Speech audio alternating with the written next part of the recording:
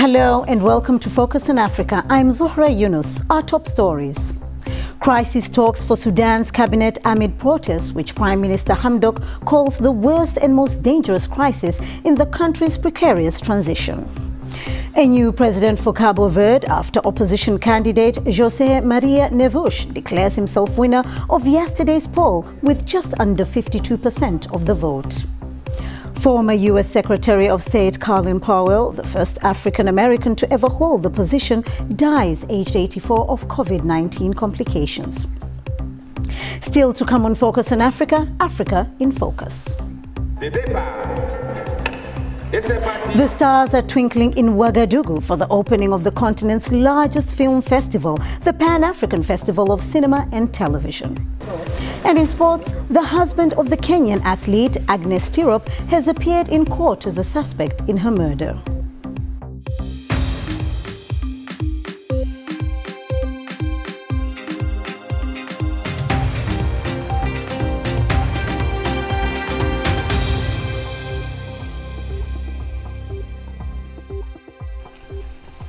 Thanks for joining us on Focus on Africa from BBC World News. Pro-military demonstrations have entered a third day in Sudan as the country reels from deep divisions within the transitional government. Thousands of people have marched to the presidential palace asking for the dissolution of the government led by Prime Minister Abdallah Hamdok and for the army to take over. The cabinet met earlier today for crisis talks as the country faces its biggest challenge yet since the ousting of former dictator Omar al-Bashir in 2019. Emmanuel Igunza has more. For the third day running, these supporters of Sudan's military have staged a sit-in at the presidential palace, calling on the army to seize power. They claim the government, led by Prime Minister Abdallah Hamdok, has failed them, with the country facing rising costs of fuel and basic foodstuffs like bread. Splinter groups, some believed to be backed by the military, have emerged within the Forces for Freedom and Change as the country transitions to civilian rule. Prime Minister Abdallah Hamdok, who survived a coup last month, has warned that the divisions could derail the country's timetable for reforms to a full democracy. You have followed the recent events in the country and the sharp political crisis that we are currently living. I do not exaggerate when I say that that is the worst and most dangerous crisis, threatening not only the transition but our whole country. When the Prime Minister came to power, he took control of the civilian part of the transitional government. But his popularity has waned, with the country facing tough austerity measures. Protests by the eastern tribes who feel excluded from the peace agreement have blocked the port of Sudan, worsening shortages. Meanwhile, supporters of a full civilian leadership have called for mass demonstrations later this week, raising fears of a clash between them and those backing the military. After 3 decades of misrule under former President Omar al-Bashir, Sudan held so much promise. But that now tinkers on the brink. The hoped-for transition forward now looking like a possible slide back to the dark days of the past. Emmanuel Igunza, BBC News. I'm joined now by BBC Monitoring's Beverly Ochieng from Nairobi. Beverly, are there any indications of a resolution from the extraordinary cabinet meeting? So there's one unconfirmed report that indicates that Hamdok, the Prime Minister, intends to lead a 6-member committee, which will be made up of stakeholders, including 2 FFC members, 2 military members, and 2 members from the rebel groups that had signed the Juba Peace Accord. This could be part of a roadmap that he had proposed last week, which would end the crisis that's ongoing and steer the transition forward, which also received backing from the US Secretary of State. But there's no official confirmation about this, and some parties have expressed support for the roadmap, namely Mani Minawi of the Sudan Liberation Movement, but others are still calling for Hamdok and his government to resign. So, talking about the divisions that are emerging from the FCC, what will be its impact? I mean, as reported, we've seen these 2 factions emerging. One calls itself the National Accord that backs the military, and then you have the Founding Platform, which will be holding counter-protests later on in the week. One of the things that's happening is that it is severely undermining how Hamdok's hold over the FFC, which had backed his appointment as Prime Minister. And it does highlight the mistrust and further divisions that are likely to emerge. More significantly, is also being backed by some of the former rebel groups that are signatories to this peace accord. Among them is Justice and Equality Minister Jibril, the Minister of Finance, Jibril Ibrahim, who is the Justice and Equality Movement leader. He has said that he wants the government, which he is a part of, to resign. And this alignment of armed groups, militia and the military against civilians shows that there will be a severe militarization of the transitional process. Beverly, very briefly, why would civilians want the army to take over? There is disgruntlement over the slow pace of various reforms. There are constitutional changes that have not been brought to fruition. The Justice Department has not been reformed. The unification of the army has also not been seen. But there are also, as Prime Minister Hamdok has alleged, remnants of Bashir's regime that want to undermine the current transition. And this force of power seems to be undermining any credibility of the civilian powers who are supposed to be taking power in November. So there is the possibility that there will be a protracted crisis, and there will be a push and pull between the military and civilians. And as long as there's no international pressure or any dialogue, it's likely to persist. Thank you very much. That's Beverly Oshieng from BBC Monitoring, who's in Nairobi. The former U.S. Secretary of State Colin Powell has died of COVID-19 complications, although was fully vaccinated. The 84-year-old was a former top military officer who rose to become the first African-American Secretary of State in 2001. His family said they had lost a remarkable and loving husband, father, grandfather, and a great American. Our North America editor John Sopel looks back at his life.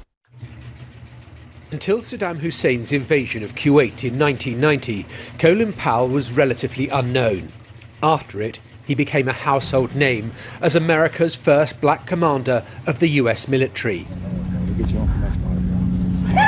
He developed the Powell Doctrine. Don't start a war unless you know how you're going to end it. In many ways, he was a reluctant warrior, having been injured during the Vietnam War. But if force is to be used, then let it be overwhelming. Our strategy to go after this army is very, very simple. First, we're going to cut it off, and then we're going to kill it. But born in the slums of Harlem, the son of Jamaican immigrants, and drifting as a teenager, few would have imagined that he'd rise to such heights, culminating in being appointed America's top diplomat just before 9/11. It is a great honor for me to submit the name to the United States Senate of Colin L. Powell as Secretary of State. And at the UN, he made a case for the invasion of Iraq that he would later ruefully admit was based on incorrect information. There can be no doubt that Saddam Hussein has biological weapons and the capability to rapidly produce more, many more. And he has the ability to dispense these lethal poisons and diseases in ways that can cause massive death and destruction. But for all that, this moderate Republican was being courted by both parties to run to become the country's first African-American president. Powell decided against, instead throwing his weight behind Democrat Barack Obama's bid for that place in history. This morning, a great soldier, a great statesman, a great American has endorsed our campaign for change. I'm so proud that I have had this chance to serve my nation. This venerated soldier in later life used his ammunition sparingly, only intervening when he felt something needed saying, like earlier this year after the attempted insurrection at the Capitol, when he called for Donald Trump to stand down immediately.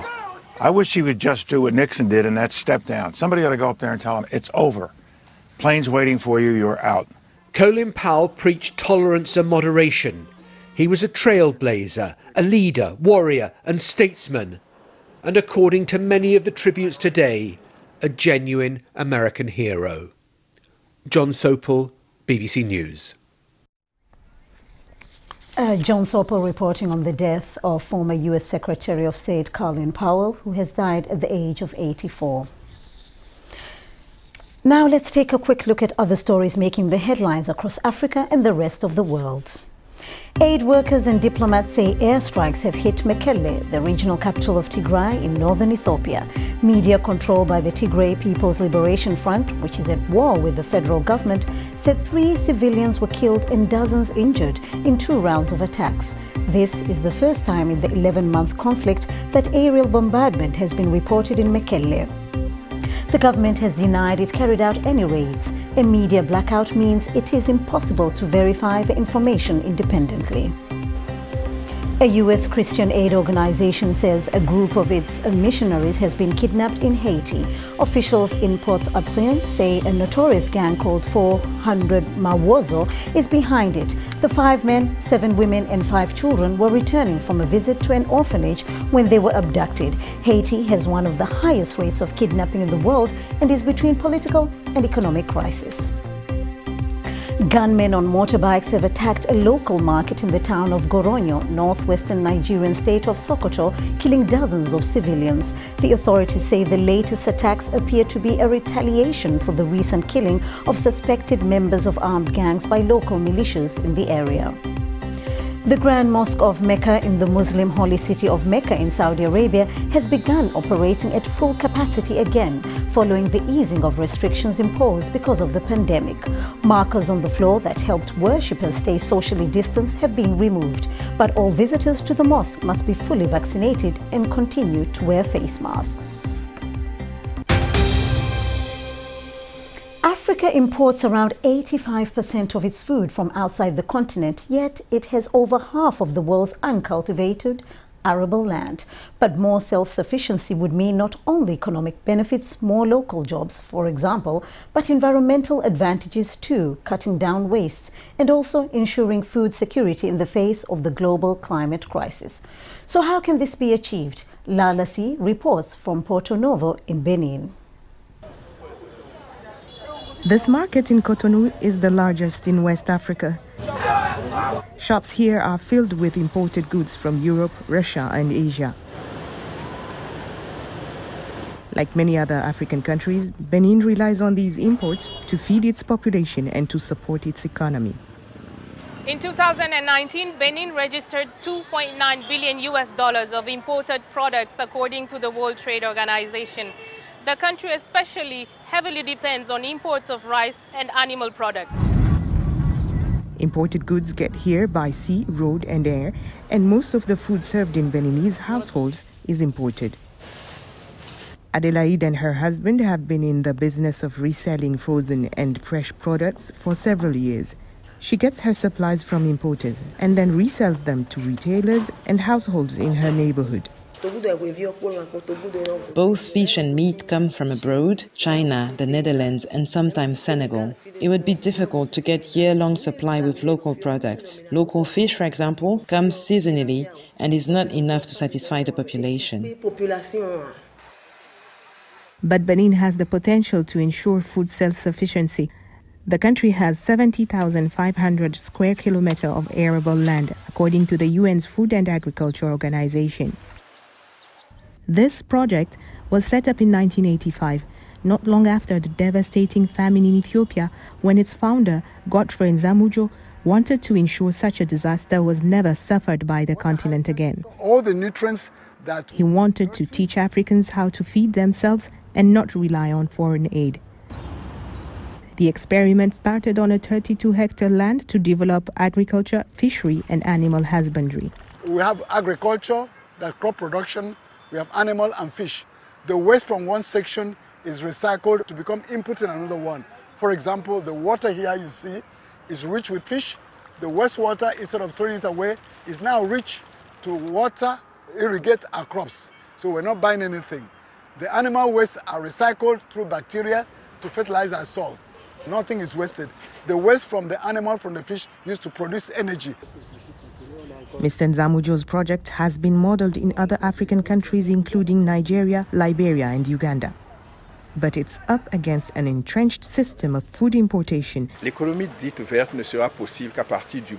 A so-called green economy will only be possible if 70% of the African populations who live in the rural world are able to develop profitable activities to achieve their food self-sufficiency and sell the surplus of a good production to other countries.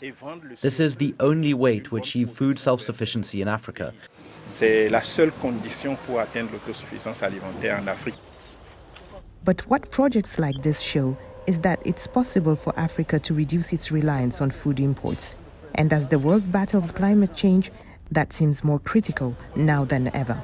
Lelassi, BBC News, Benin. Still to come. Who's in the race to win the Golden Stallion Award at this year's edition of Africa's largest film festival? Stay tuned.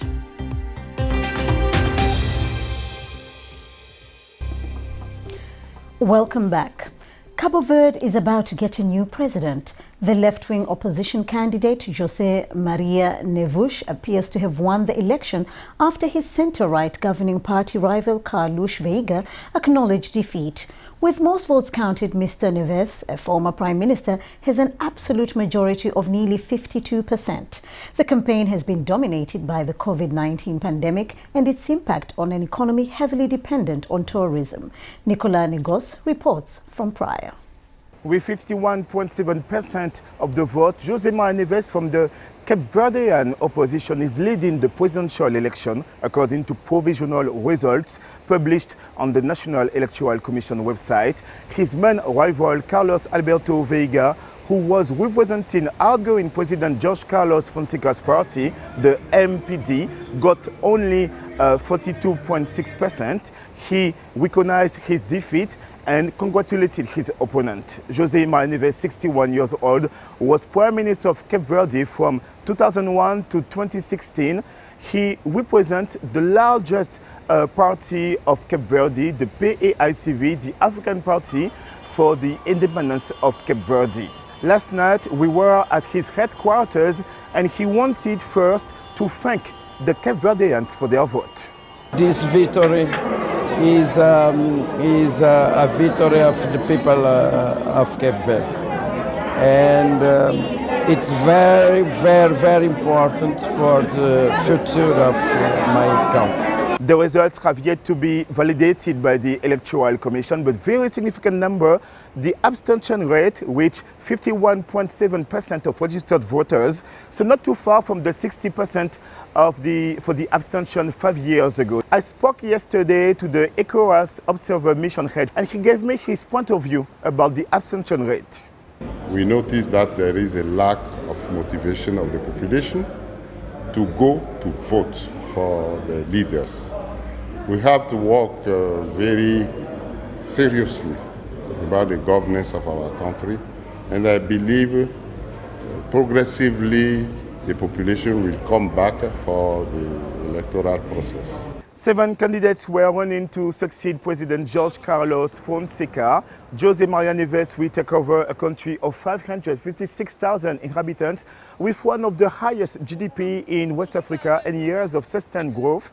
But the economy, which is 25% dependent on mainly European tourism, has been severely hit by COVID-19. The main challenges of the new president will be to relaunch the economy, but also to fight against gang violence. The new president must relaunch the economy, but also find solutions against insecurity and growing poverty. Africa's largest film festival has got underway in the Burkina Faso capital, Ouagadougou. FESPACO began more than 50 years ago and is an internationally recognized festival that attracts film fans from around the world. The event was initially planned for February this year, but was postponed due to the COVID-19 pandemic. From Ouagadougou, Jules Kiriungi reports. Well, 17 films are competing for FESPACO's highest award, the Golden Stallion of Yenenga. The directors come from 15 African countries. Started in 1969, FESPACO runs every 2 years. This year's theme is Cinemas from Africa and the Diaspora, New Perspectives, New Challenges, to show that the continent continues to rise and create despite the setbacks it faces. The government says it has taken all the health and safety measures necessary for the smooth running of FESPACO. This great cultural event is also happening under the leadership of a new delegate general. Oui, c'est vrai que le FESPACO n'est pas sa première édition avec tant de difficultés. Déjà l'édition de 2019, on était dans une situation très difficile où les autorités du Burkina ont réussi vraiment à résister, vraiment à pouvoir bien gérer la situation. L'État burkinabé a mis de gros moyens quand même pour pouvoir renforcer la sécurité. Nous avons renouvelé aussi justement cette stratégie et nous avons renforcé cette stratégie tout en sachant que la situation est autre aussi parce que la situation sanitaire qui vient s'ajouter. The organizers have also planned seminars to deepen the understanding on audiovisual financing and distribution of artistic works, which are major challenges in the growth of cinema in Africa. Senegal is a guest of honor and was represented by the culture minister during the opening ceremony. As I said in Dakar, between Senegal and Burkina Faso, solid bonds of brotherhood and friendship have existed for a long time. The Senegalese film Bamoum Nafi by Mamadou Dia is one of those contending for the top prize. In the meantime, the celebration of African cinema continues here in Ouagadougou, and we will have to wait until 23rd October to know who succeeds Joel Karakazi, the Rwandan filmmaker who won the Golden Stallion of Yenenga in 2019. Joel Kuyungi, BBC News, Ouagadougou. You're watching BBC Focus on Africa. It's now time for some sports with Peter Okwute. Many thanks, Zuhura. And let's just start with news that the suspect in the murder of the Kenyan athlete Agnes Tirop has made a brief appearance in court today. Ibrahim Rotich was arrested a few days after his wife Agnes was found stabbed to death in her home in Western Kenya last week. Police said he was trying to flee the country. The magistrate will allow the police to hold Mr. Rotich for 20 days, during which time he will be assessed to see if he is mentally fit to stand trial. Only last month, Ms. Tirop broke the world record for a women-only 10-kilometer road race, shaving 28 seconds off the previous fastest time. Football now, and there's one match this evening in the Premier League. Arsenal take on Crystal Palace at the Emirates, looking to extend their 4-game unbeaten run. Lots of eyes will be on the Palace boss, Patrick Vieira. He made a name for himself after 9 hugely successful years as a player at Arsenal. It'll be the first time he leads a team at the Emirates, and Gunners boss Mikel Arteta is also impressed with Vieira's impact on Palace's new playing style.